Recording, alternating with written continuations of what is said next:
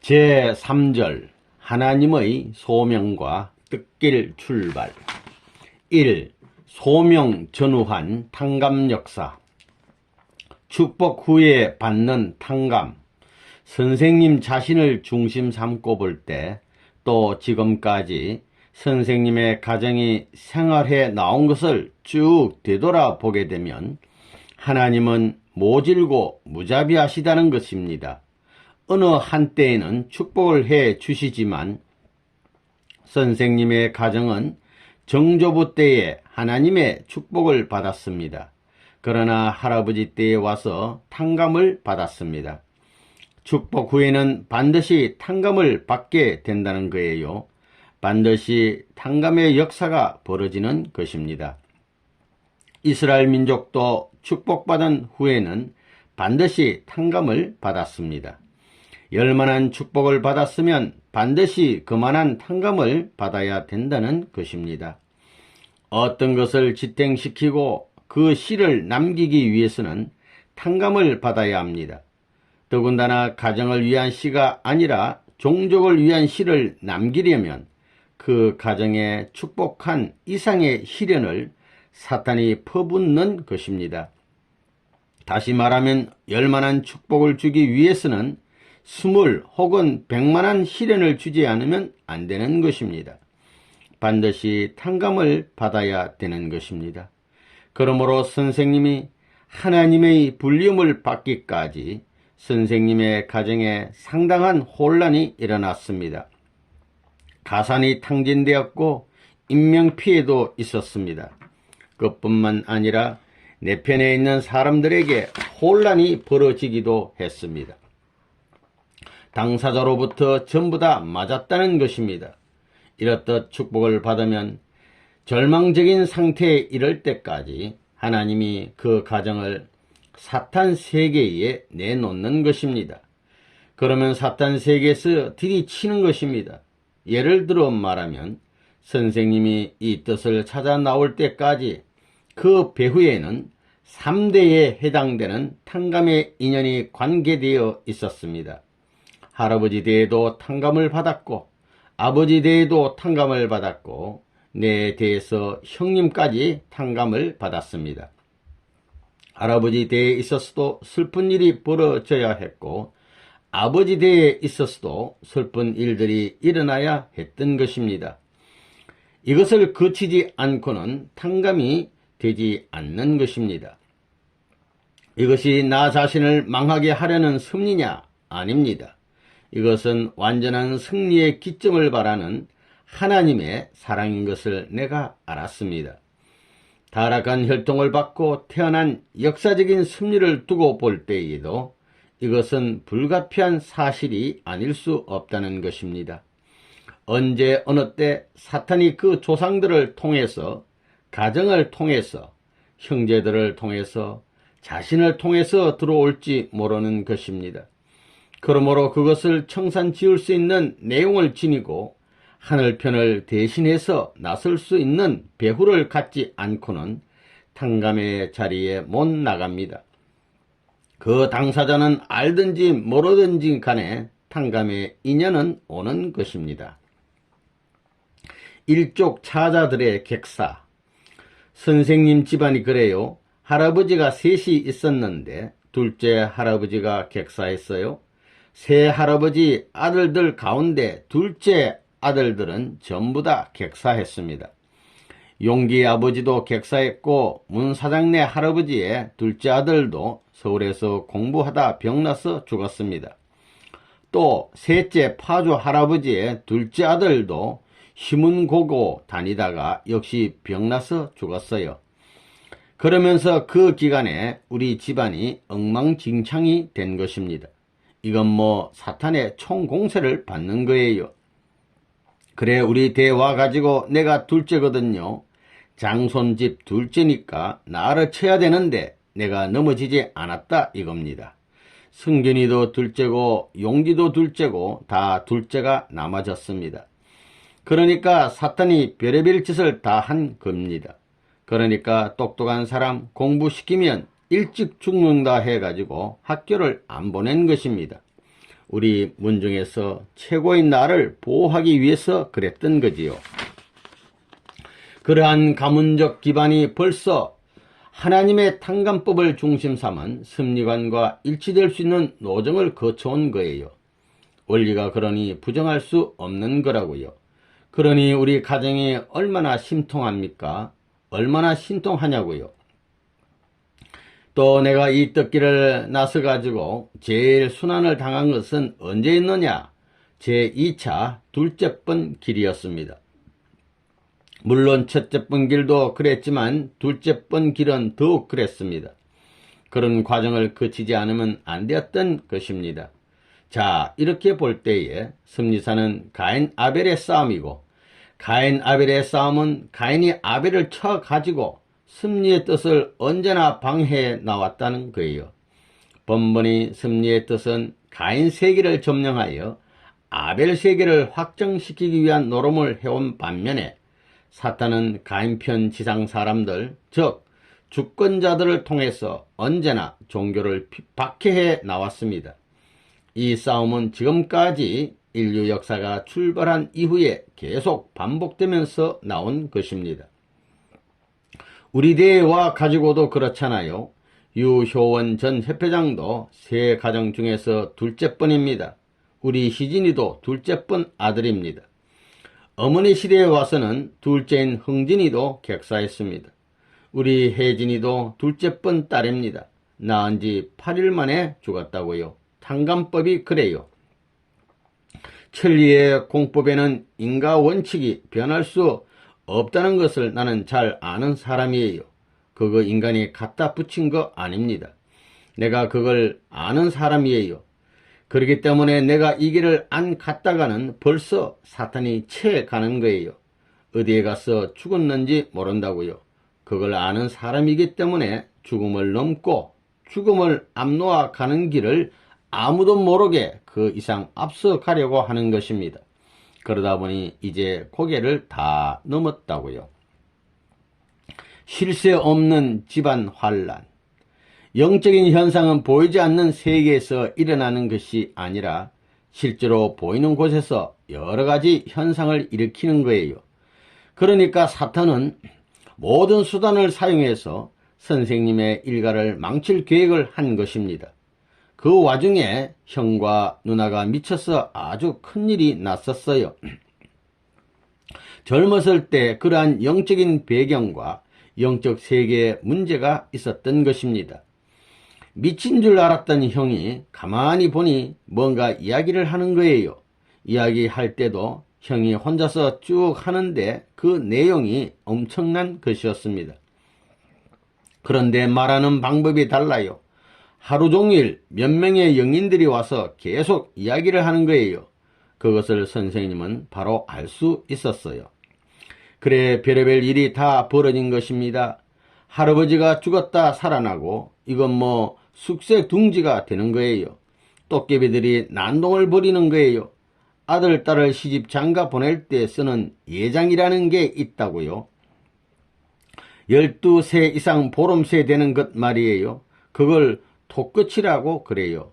물레에서 뽑는 것 말이에요. 그걸 전부 다 독에다 두어가지고 한 필이 되게 되면 그 배를 맨다고요. 배를 매가지고 무명을 만들었어요. 그렇게 해서 쌓아놓은 것을 밤에 전부 다 풀어다가 우리 집에 한 150년 이상 된 밤나무가 있었는데 거기에서 저 윗마을 박신의 집에 큰 밤나무가 있었는데 거기에까지 공중으로 어떻게 해서 하얗게 늘어 놓은 거예요. 성균이 그거 생각나? 별의별 흉한 일이 다 벌어졌어요. 도깨비가 없는 게 아니라고요. 또 우리 평안도 시골에 가게 되면 병문이 있는데 병문에 조그만 문이 있다고요. 어머니가 부엌에서 불을 떼면 불이 뻥 하고 그 공기가 나가라고 뚫어놓은 조그만 문으로 빠져나가 가지고 치마 끝에 불이 붙는 거예요. 처마 끝에. 그게 믿어져요? 그러니 그거 뭐 삼촌네 개가 애기 기를 잘라먹지, 큰 돼지가 한꺼번에 물에 빠져 죽지, 소가 죽지, 말이 죽지, 그런 일이 벌어졌어요. 나 하나 때문에 일가가 전부 다 뭐라 할까? 내가 16살 때 이 길을 출발하게 될 때에는 13 식구 가운데 5 식구만 남고 1년 동안에 다 죽었어요. 오빠라서 동생이 좋을 수 있는 일이 있으면 어떠한 일이라도 다 해줘야겠다고 생각했는데 그 기대까지도 다 잘라버렸습니다. 여동생뿐만 아니라 사랑하는 남동생도 데려갔습니다. 우리 동생이 7살 때 죽었지만 말이에요. 그 애가 나보다 잘생기고 아주 활달해서 이야 저 녀석 저거 한판 차리겠구나. 나도 너한테 지지 않겠다고 했던 참 사랑스러운 동생이었어요. 이름이 용자하고 관자 용관이라고요. 이 녀석이 마마방에 걸렸어요. 그때가 외정 때로구만요. 약을 구할 수 있나요? 종두가 없던 그때에 있어서 마마에 걸려가지고 열이 동하니까 펄펄 끓는 거예요. 그런데 그 똥이 달면 죽고 쓰면 안 죽는다나요? 그래 어머니가 그 똥맛을 보는 걸 내가 봤다고요. 지금도 그게 잊혀지지 않아요. 하늘이 끊어버린 인연들. 선생님 자신도 선생님 자신에 있어서도 제일 가깝던 친구들, 하늘에서 축복해 줄 수 있는 입장에 있는 친구들은 다 데려갔습니다. 다 제거시켜 버렸습니다. 세상에서 믿고 의지할 수 있는 것은 다 잘라버렸습니다. 그들 중에는 평안북도 사람도 있었고 황해도 사람도 있었습니다. 누구보다 제일 가깝던 친구들을 다 데려가 버렸습니다. 왜 그들을 연계해서 데려갔는가 하는 것을 지금 생각해 보면 선생님이 그들과 사정을 나눌까봐 그랬다는 것입니다. 하나님의 모든 뜻을 책임지고 나가는 선생님이 그들과 사정을 나눌 우려가 있기 때문이었다는 것입니다. 하나님은 선생님이 세상에서 관심을 갖는 것은 모두 데려갔다는 것입니다. 이런 것을 선생님이 잘 알기 때문에 다른 길로 갈래야 갈 수가 없다는 것입니다. 어릴 때부터 내가 남의 동네에 가게 되면 그 동네에서 사람이 죽던가 병이 나던가 그렇지 않으면 말이 죽던가 소가 죽던가 하는 일이 반드시 벌어진다고요. 일생 동안 그랬어요. 어느 동네에 가만히 들어가더라도 그 동네에 야단이 벌어져요. 말이 죽지 개가 죽지 독수리가 와서 하루에 닭을 몇 마리씩 채가는 일이 벌어져요. 이렇기 때문에 내가 여러 번 동네에서 쫓겨났다고요. 색다른 사람, 저것이 동네에 오더니 그런 일이 벌어졌다고 요사스러운 사람이라고 쫓아낸 거라고요. 개인으로도 그렇고 가족이 전부 다 그렇게 살아왔어요. 2. 예수님과의 영적 만남과 뜻길 출발. 근본 문제 고민과 단판 기도. 선생님이 태어난 1920년에는 이 땅이 일제 식민치하에 있었습니다. 그 무렵 선생님은 강대국에 짓밟히는 약소민족의 고통과 슬픔이 무엇인지를 뼈저리게 체험하였던 것입니다. 선생님이 청소년 시절이었고 그 당시에는 이 비참한 전쟁과 죄악의 세계를 구원하는 길이 무엇인가를 심각하게 고민하지 않을 수 없었습니다. 그런 어려운 국가적 사정이 있으므로 말미암아 다른 나라의 통치권 내에서 민족이 당하는 비참상을 어려서부터 마음 깊이 느끼고 이러한 환경적 여건을 어떻게 타개해 나갈 길이 있느냐 하는 문제를 생각하던 어린 시절이 생각납니다. 혼란된 세계의 정세를 누가 책임지고 수습할 것이냐. 그러니까 개인 생활이 곤란하고 가정 생활이 곤란했습니다. 동네면 동네의 어느 가정을 보더라도 행복한 뜻한 가정이 없을 정도로 혼란이 지배하던 시대 때였습니다. 더 나아가서는 불악을 넘어서 나라가 그러하고 나라를 넘어서 아시아가 그러하고 아시아를 넘어서 세계가 그러한 혼란기 시대였다는 것입니다. 또 소년시대부터 인생에 관한 다음과 같은 여러가지 기본적인 문제들에 대해서 고민을 하기 시작했습니다. 나는 누구일까? 나는 어디서부터 왔을까? 인생의 목적은 무엇일까? 죽은 후에 우리의 생명은 그대로 계속되는 것일까? 또 하나님은 과연 존재하시는가? 하나님은 전능하신가? 혹은 무력한 존재이신가? 만일 하나님이 전능하시다면 하나님은 왜 인류 세계의 문제를 해결해 주시지 않는가? 이 지구상에는 왜 수많은 고통이 존재하는가? 과거 지사를 전부 돌아볼 때 지금에 있어서는 이것이 추억의 한 말이 될는지 모르지만 그때에 있어서는 참 심각하였어요. 자기 생애의 미래를 걸어놓고 어떻게 갈 것이냐 하는 문제를 담판하는 시기였습니다. 이것이 인간만의 결정으로는 안 된다는 사실을 알았기 때문에 하나님이 계시다면 하나님의 뜻에 의해서 인간들의 생각을 넘어 결정적 노정을 취할 수 있는 길을 가야 한다고 생각한 거예요. 그런 신앙길로부터 고심하던 모든 전부의 추억이 생생한 것입니다. 16세 부활절 아침, 선생님은 16세 때에 비상한 경험을 하였습니다. 부활절 아침에 오랜 시간 눈물 어린 기도 끝에 예수 그리스도께서 선생님께 나타나셔서 많은 계시와 교시를 주셨습니다. 예수님은 심오하고도 놀라운 것들에 대해서 많은 말씀을 해 주셨습니다. 고통받고 있는 인류 때문에 하나님께서 슬퍼하고 계신다고 말씀하셨습니다.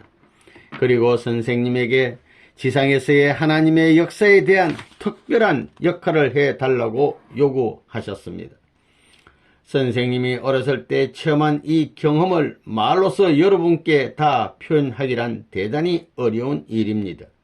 한마디로 말해서 영적인 세계가 돌연히 선생님 앞에 펼쳐졌고 선생님은 자유로이 그 영적인 세계에 있는 성자들과 마음껏 통신할 수 있게 되었습니다. 북한 땅 고요한 산중에서 선생님은 여러 번 예수 그리스도와 직접 대화를 나누었습니다. 그때 계시된 진리의 내용이 지금 통일원리의 핵심이 되는 것이었습니다. 그것이 계시의 시작이었습니다. 그 특별한 만남이 있은 후로 지금까지 나는 쭉 살아계신 하나님과 예수를 포함한 영계의 모든 성현들과 끊임없이 대화를 해왔습니다. 그 내용을 말로서는 다 표현할 수가 없습니다. 그런데 여러분들이 영적으로 예수를 봤을 때 예수가 웃으면서 아이고 좋아 이래요? 그런 예수 봤어요? 그런 예수를 만나 봤어요? 선생님도 못 만나 봤다고요. 언제나 심각하고도 침울한 모습으로 나타납니다. 그럴 수밖에 없다고요. 하늘을 잘 알기 때문에 그런 거라고요. 선생님도 그렇다고요. 본래의 부활절 4월 17일. 이 4월은 여러분이 알다시피 예수님이 이 땅에 오셨다가 순환의 길을 거쳐가지고 부활한 기간이기도 합니다. 우리 통일교회에서는 4월 17일을 부활절로 지내고 있습니다.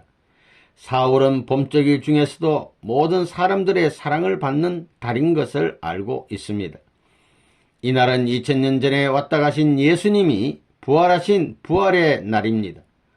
오늘날까지 이 세계에는 기독교인들이 많이 있었지만 예수님이 부활하셨던 그 한날도 알지 못하고 내려온 것을 생각할 때 여러분은 이 부활의 한날을 알지 못하는 인간을 대하는 하늘의 심정이 얼마나 답답하며 얼마나 서러울 것인가 하는 것을 생각해 보아야 될 것입니다. 그리고 여기에 있는 여러분들만은 하늘과 온 만민을 대신하여 누구도 모르는 이 하나를 축하하여야 할 것이며 이 시간 예수 그리스도의 심정을 느끼는 그의 내적 외적 친구가 되어야 하겠습니다. 그런 의미에서 오늘 여러분이 앉아있는 이 장소는 하늘과 땅과 온 만물이 주시하는 귀한 장소임을 느껴야 할 것입니다. 예수께서 나타나 오늘이 당신의 부활의 날임을 밝혀주던 일이 기억납니다. 책임감과 미래에 위한 결의, 내가 이 길을 나서게 될 때는 여러분보다 더 나이가 어릴 때입니다. 20살 전에 그때 이 길을 출발한 거예요. 그때는 천진난만한 그런 시대였습니다. 좋은 무엇이 있으면 그 좋은 것을 전부 다 내 것으로 만들고 싶고, 또 동네에 조금 색다른 것이 있으면 그것을 알아보고 싶고 관계를 맺고 싶어하는 그런 마음이 아주 강한 때였어요. 그런 시절에 이 엄청난 하늘의 뜻을 알고 천적인 대명을 받들고 나서는 그날부터는 이 엄청나고 큰 것을 하나님이 약속함과 동시에 그것을 느끼고 그것을 소망으로 삼고 가야 할 자신은 그 큰 것을 그냥 그대로 받아들이고 그냥 그대로 그것을 삼킬 수 있는 자기 스스로가 못 되어 있는 것을 알았습니다. 지탱하기에 너무도 크고 그것을 받들기 위해서는 안팎으로 모든 것을 갖추어야 할 자기 스스로의 책임이 얼마나 큰가 하는 것을 절감하지 않을 수 없었습니다. 내가 예수님으로부터 사명을 받을 때는 그 큰 책임을 어떻게 다 해내느냐 하는 것이 커다란 문제였습니다. 나는 노아나 아브라함이나 모세가 어떠한 일이 있더라도 목적하는 길로 가겠다고 하는 힘이 누구보다도 강했었다는 것을 알았습니다. 지혜로운 사람은 어려운 길을 통해서 미래의 희망을 품고 가기를 결정한 사람이요, 어리석은 사람은 지금 당장의 행복을 위해서 미래를 꿈같이 버리는 사람입니다. 선생님도 옛날에 젊었을 때 그런 생각을 했겠나요? 안 했겠나요? 청춘 시대는 한 번밖에 없는데 어떤 길을 택했겠느냐 이거예요. 지혜로운 사람이 택해야 할 길을 택한 것입니다. 그래가지고 가는 데는 내가 행복할 수 있는 길을 택하느냐, 나라가 행복할 수 있는 길을 택하느냐, 세계가 하나님이 행복할 수 있는 길을 택하느냐, 높은 차원에 비례해가지고 그 인격의 가치라든가 역사를 지배하는 인간상이 달라지는 거예요. 오늘날의 여러분 자신 자체가 문제예요. 과연 나는 내 자신이 내일을 약속할 수 있고 내일을 보장시킬 수 있는 스스로의 그 입장을 결정했느냐? 이 문제가 무엇보다 중요하다는 거예요. 오늘에 즐거워하는 것보다 미래의 소망을 세울 수 있는 스스로의 각오와 스스로의 결의가 되어 있느냐 하는 것이 무엇보다 중요하다고요. 소명을 받아가지고 뜻의 길을 가는 사람이 생각해야 될 것은 언제든지 정성을 들이면서 뜻의 목적을 찾아가야 된다는 것입니다. 언제든지 찾기 위해 노력해야 된다는 것입니다. 선생님 자신도 복귀 심리의 전체적인 문제를 중심 삼아 가지고 가는 길이 평탄하지 않았습니다. 여기에는 나 스스로도 생각할 수 없는 초조한 자리가 많다는 것입니다. 집념이 필요하다고요. 선생님도 역시 집념을 가진 사람입니다. 나는 영혼을 위해서 출발했습니다. 집념을 가져야 돼요. 절대 필요한 것입니다. 그 다음엔 뭐냐 하면 극복이 필요합니다.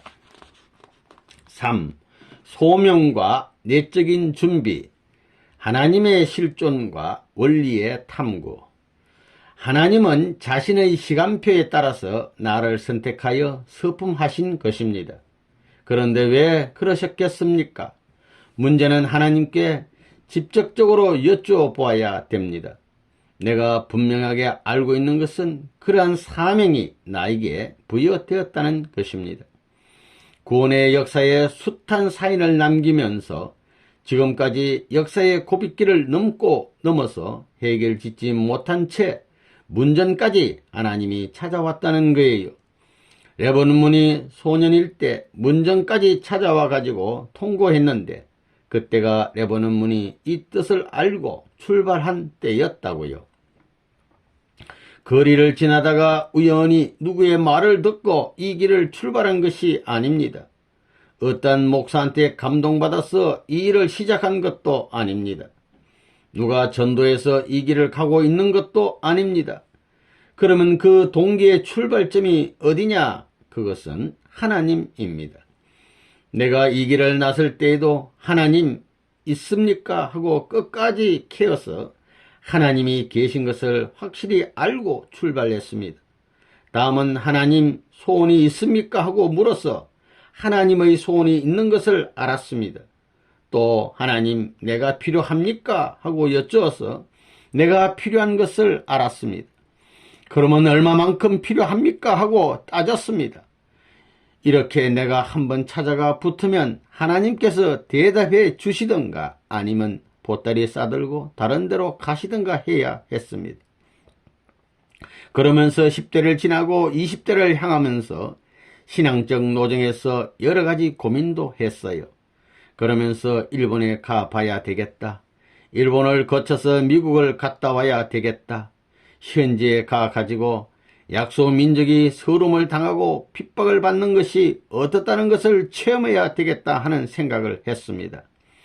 그리고 하나님이 있다면 내가 바라는 뜻을 성사시킬 수 있는 모험을 하는 대표자로 등장해야 되겠다고 한 것입니다. 그럼 하나님을 아는 데는 어느 정도까지 알아야 되느냐? 하나님의 내정으로부터 사정, 하나님이 가야 할 목적지까지 알아야 된다 이겁니다. 그래서 이러한 문제를 중심 삼고 기독교 성경으로부터 모든 경서들을 탐구해 봤어요. 선생님이 초라한 입장에서 하나님을 알 수 있게 되는 경험을 하기 시작한 것은 16세 때부터였습니다. 여하튼 그 후부터 9년 동안 선생님은 언제나 전능하신 하나님 그리고 예수님과 함께 살았습니다. 선생님은 여러 차례에 걸쳐 연계에 들어가 보았습니다. 점차적으로 하나님께서는 놀랄만한 진리를 가르쳐 주셨습니다. 그것은 마치 길고 긴 어두운 밤이 지나가고 아침 해가 떠오르는 것과 같았습니다. 그 진리 안에서 선생님은 영광스러운 새로운 문화의 서강을 볼 수가 있었습니다. 신약 성서의 기초를 둔 이 특별한 계시는 유대교의 가르침보다 훨씬 훌륭한 것입니다. 이 계시는 모든 종교를 포섭하여 하나로 묶을 수 있는 힘과 능력을 가지고 있습니다. 선생님이 받은 이 계시는 오늘날 원리라고 불리워지고 있고 선생님은 하나님으로부터 이 원리를 땅끝까지 전파하라는 지시를 받았습니다. 여기서 가르쳐 준 것은 전부 다 뚜껑 덮여져 있던 미지의 사실이에요. 지금까지 인류 역사에서 방대하게 덮어져 있던 뚜껑을 전부 벗겨가지고 그것을 엮어서 하나의 이론적인 체계를 만들어가지고 그것으로 실제적인 사실과 진리적인 역사적 내용에 일치될 수 있는 결론을 지을 수 있게끔 했다고 하는 사실은 놀라운 거예요. 전국 답사. 나는 세상을 잘 알아요. 이 나라 사정도 잘 알아요. 나는 15세, 16세 때 이 372 반도를 다 답사한 사람이라고요. 자기 나라를 생각할 줄 알아야 돼요. 그 나라가 세워지거들랑 세계는 벌써 15세, 16세 시절에 남한 일대를 다 편답한 사람이에요. 전라도가 어떻고 경상도가 어떻고 문전글식도 해봤다고요. 이런 노름을 하면서 민족이 비운에 사라져서는 안 될 것이고 비운의 운명, 하늘 앞에서 태보했던 그 비운의 역사는 우리 선지의 핏줄을 통해서 오늘 나에게까지 이어져 와가지고 종착점을 세워놓기를 바라고 있는 것이 틀림없는데 잠들어 있는 민족 앞에 내가 기수가 되어가지고 폭발적인 민족의 의를 세계에 자랑할 수 있는 그런 무엇이 있다면 대한민국은 살 길이 있다고 봤던 것입니다. 그 나라가 행복하고 평안했더라면 그렇게 인상적인 것이 없었을 거예요. 그러나 어렵게 사는 마을을 거치고 혹은 산야를 넘나들면서 느꼈던 것이 불쌍한 민족 그거였어요. 그런 생각이 지금도 잊혀지지 않아요. 그러면서 나는 이 민족 가운데 한 사람으로 태어나가지고 그 불쌍한 민족인 동시에 그때는 외정시대였어요. 외정시대. 외세의 짓밟힘을 받으면서 자기의 심정과 자기의 생활 환경을 자랑할 수 없는 비참상, 그 모든 내적인 고충이 크면 클수록 환경이 어려운 민족을 바라볼 때 그 충격적인 기가 막힌 사실들을 잊을 수 없었던 것을 지금 생각하게 됩니다. 학생 시대에 청소년 17세에 전국을 안 다녀본 데가 없다고요. 밤을 새워가지고 트럭을 타고 트럭 운전수가 안 태워줘도 그래도 올라가 타는 거예요. 저 운전석에 못하면 저 짐칸에라도 올라가 타는 거예요. 타고 앉아있는 거예요. 나 죽이고 가라 이거야. 나 하나 뭐 탔다고 빵꾸 날 것도 아닌데. 그래가지고 트럭을 타고 가서 그 다음날 저녁에 내리면서 아저씨 내가 저녁 사지 그러면 그래 한다고요. 그래 저녁을 먹으면서 한바탕 얘기를 하는 거예요. 그러면 이야기에 홀딱 넘어가 가지고 내가 저녁 산다는 말도 잊어버리고는 말이에요. 대신 돈을 꺼내서 자기가 지불하는 거예요. 또 어떤 아주머니에게 말이에요. 논에서 일하는 자기 남편 밥해 가지고 광주리를 이고 가는 그 아주머니를 길가에 세워놓고 내가 그 밥을 다 대접받은 사람이라고요. 그렇기 때문에 임기응변이 필요해요. 임기응변. 죽음도 각오한 심각한 출발. 선생님이 처음 이 길을 출발할 때 얼마나 생각을 많이 했는지 모릅니다. 이 길을 위해서 피땀을 흘리고 생명을 걸어놓고 기도하며 일생을 바쳐온 사람입니다. 선생님은 지금까지 하나님을 대하면서 내가 옳다 그러다 하는 생각을 해본 적이 없습니다. 이미 죽을 각오를 하고 이 길을 나선 것입니다. 내가 죽지 않고 몸이 쓰러지지 않았으니 아직까지 내 갈 길이 남아있고 거쳐가야 할 약속의 길이 남아있다고 생각하는 사람입니다. 그렇게 생각하니 좋고 나쁜 것을 생각할 여유가 없습니다. 선생님도 하나밖에 없는 청춘을 다 바쳤다고요. 하나밖에 없는 생명을 바치고 있는 거예요. 내가 머리가 어리석어서 그러는 것이 아니라고요. 도망갈래야 도망할 길이 없어. 길이 그러니까 할 수 없이 이 길밖에 갈 길이 없기 때문에 아니 갈 수 없는 거라고요. 여러분이 심각하게 생각했다면 여러분보다 많은 생각을 하는 선생님이 얼마나 심각하게 생각했겠나 생각해 보라고요. 생명을 걸고 얼마나 심각했겠나. 그래서 하나님이 사람을 부르신다면 그 사람은 어떤 사람일 것이냐? 그 사람은 외형적으로 인격이 잘난 사람이 아니요 내적으로 신념이 강한 사람이 아닙니다. 이는 참을 가진 사람입니다. 보기에는 약하더라도 사랑의 칼을 가지고 사랑의 심정을 가지고 이 모든 것에 부딪히게 될 때에 그것을 끊고 남을 수 있는 사람입니다. 이런 사람이 되지 않고는 우리의 소명의 목적지를 향하여 갈 수 없는 것이요. 소명하신 분 앞에 내 스스로 가야 할 길을 다 왔다고 인정받을 수 없는 것입니다. 모든 문제를 선생님 혼자서 해결해 나온 것입니다. 그건 어느 누구에게 의논해도 모르는 거예요. 선생님이 장래에 가고자 하는 그 길에 대해서는 부모도 모르고 아무도 모르는 것입니다. 이야기를 해봤자 이해도 못하는 것입니다. 이야기를 하면 모두 방해만 돼요. 선생님이 10대 청소년으로서 결의한 결의가 오늘 역사적인 복귀의 한을 넘어가지고 승리의 천국의 문을 개문할 수 있는 자리까지 오게 되었어요. 그것을 알게 될 때 한 젊은이가 결의한 그 능력은 위대한 것이라는 겁니다. 고향과 종족을 외면한 뜻길.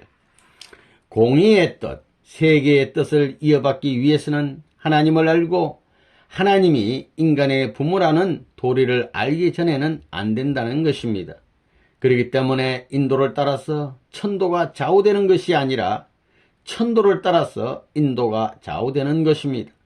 즉 인정을 따라서 천정이 움직이는 것이 아니라 천정을 따라서 인정이 움직여야 된다는 것입니다. 그렇기 때문에 천정을 세우고자 하는 사람은 인정을 없애야 합니다. 천도를 세우기 위해서는 인도를 흡수해야 된다는 거예요. 그렇기 때문에 선생님은 나를 그렇게 사랑하시는 부모님에게 손수건 한 장, 신반 한 컬에도 사드리지 못했습니다. 지금도 그런 일을 생각하면 인간적으로는 불효자식입니다. 그러나 선생님은 부모님 앞에 불효할 망정 하나님 앞에는 죽는 한이 있더라도 불의의 자리에 서지 않겠다고 몸부림치며 나왔습니다. 선생님은 그런 결심으로 모든 것을 주관해 나왔기 때문에 그 결의가 성사되는 그날까지 안식하지 않겠다는 마음을 가지고 있습니다. 선생님은 형제들을 못 구했어요. 세계적 가인을 사랑하고 나중에는 세계적 가인 국가까지 사랑해서 방향을 하늘편으로 돌려놓기 전에는 자기 고향에 가서 수습할 수 없는 것이 원리관입니다. 그렇기 때문에 하나님은 지금 가까운 사람들을, 제일 사랑하는 사람들을 데려다가 희생시켜가지고 가인 세계 복귀 운동을 한 전통적인 내용들을 가지고 있는 것입니다. 선생님은 어머니 아버지한테 원리 말씀 한 번 전하지 못했습니다. 선생님의 형님은 다 통하는 사람이었어요. 해방될 것도 다 알았다고요. 그런 형님이었습니다. 우리 일족 전부 다 누나나 동생은 다 영감을 받은 사람들이에요. 원리 말씀을 들었으면 직통할 수 있는 소지들이 많았습니다.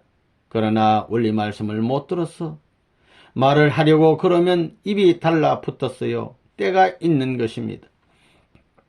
통일교회 여러분이 부름을 받아가지고 레버넌 문을 통해 뜻을 길을 나섰거들랑 여러분은 소명받은 자로서 무엇을 위해 소명을 받았나? 나는 어디로 가는 것이냐? 나는 이렇게 가야 되겠다고 결심을 했으면 그 길에서 몇 분지 몇 해 혹은 몇 분 농선 가운데 있느냐 하는 것을 알아야 됩니다. 사람이 한번 결심을 했으면 그 결심한 것을 중심 삼고 결정을 지어야 되는 것입니다. 예스냐 노냐 답을 해야 된다고요. 그것은 선생님도 마찬가지예요. 하늘 앞에 내가 약속을 하고 이러이러한 길을 필시 갈 것이오늘 내 동력자가 배반하더라도 내 부모가 배반하고 내 처자가 배반하더라도 나는 갈 것입니다. 내 민족이 배반하고 내가 사는 통일교회 자체가 배반을 하면 이것을 쓸어버리고라도 나는 갈 것입니다. 나는 소명을 받은 그날부터 가고 있는 것입니다. 지금도 가고 있는 거예요. 내일도 갈 것입니다. 그 길은 빨리 갈수록 좋은 거예요. 뜰길 출발할 때의 회상의 기도. 아버님, 지금으로부터 수십여 년 전에 철 모르는 어린 것을 불러놓고 아버지께서 분부하시던 그때가 어제 갔사옵니다. 수많은 역사적인 고비를 넘긴 오늘 옛날을 뉘우치며 생애를 다시 한번 생각할 수 있는 이런 시간을 허락하여 주신 것을 감사드리옵니다. 아무것도 모르면서 아버지 앞에 호소하던 그때에 고요히 분부하시던 당신의 음성이 새롭나이다. 콧노래를 부르며 행복을 자처하는 그 자리보다도 눈물과 피를 흘리는 자리에서 입술을 깨물며 아버지 앞에 맹세했던 그 시간이 그립나이다. 인간들끼리 교류하는 그 자리보다도 몰리고 쫓김받으면서도 하늘의 인연을 자랑할 수 있는 자리가 그립나이다. 현재 이 땅의 인간들은 모르나 저희들은 하늘을 찾아가는 자녀의 길이 그러하고 자녀들이 가야 할 인연이 그런 자리에 있다는 것을 알았나이다. 저희가 죽음의 길을 자청하여 가기로 결의할 적마다 하늘은 그 길을 다시 살 수 있는 부활의 길로 엮어 나오셨다는 것 또한 알았나이다. 뜻의 길을 알고 난 그때에 그 딱하고 어려웠던 사연을 앞에 놓고 몸부림치면서 허덕이던 그때를 잊을 수 없습니다. 통일가의 전통적 배후에는 많은 눈물의 교차로가 엉클어져 있는 것을 아옵니다.